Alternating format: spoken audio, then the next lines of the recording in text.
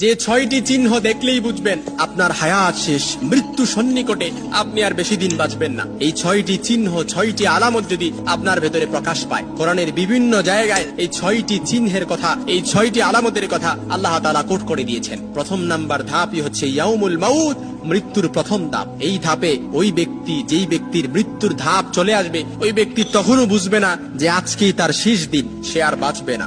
ওই ব্যক্তি তখনও বুঝবে না, কারণ মৃত্যু এটা এমন একটা শব্দ, রাসূল সাল্লাল্লাহু আলাইহি সাল্লাম বলেন, আকসিরু যিকরা হাযিমিল লাযযাতিল মাউত, তোমরা সকল স্বাদ আস্বাদনকারী, কর্তনকারী মৃত্যুকে বেশি বেশি স্মরণ করো। এই মৃত্যু শব্দটা is the only destination of every human being. প্রত্যেককেই এই মৃত্যুর স্বাদ গ্রহণ করতে হবে। প্রত্যেকের একমাত্র গন্তব্য হচ্ছে মৃত্যু।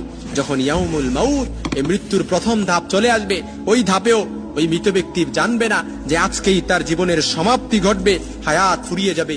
আল্লাহ তাআলা ফেরেশতাদেরকে নির্দেশ দিবে, যাও ওই ব্যক্তির রূহটা কবজ করে নিয়ে আসো। কোরআনে আল্লাহ তাআলা এই ধাপের কথা এইভাবে বর্ণনা করেছেন, ওয়াত্তাকু ইয়াওমা তুরজাউনা ফীহি ইলাল্লাহ সুম্মা তুওয়াফফা কুল্লু নাফসিন মা কাসাবাত ওয়া হুম লা ইউযলামুন। ওই দিনকে ভয় করো যেদিন তোমরা আল্লাহর কাছে প্রত্যাবর্তিত হবে, অতঃপর তোমাদের প্রত্যেককে তার কর্মের ফল পুরোপুরিভাবে পাবে, কারো প্রতি কোনো অবিচার করা হবে না। এজন্য ইয়াউমুল মাউত এই ধাপটা যখন চলে আসবে, দুঃখজনক হলেও সত্য, কেউ এই দিন সম্পর্কে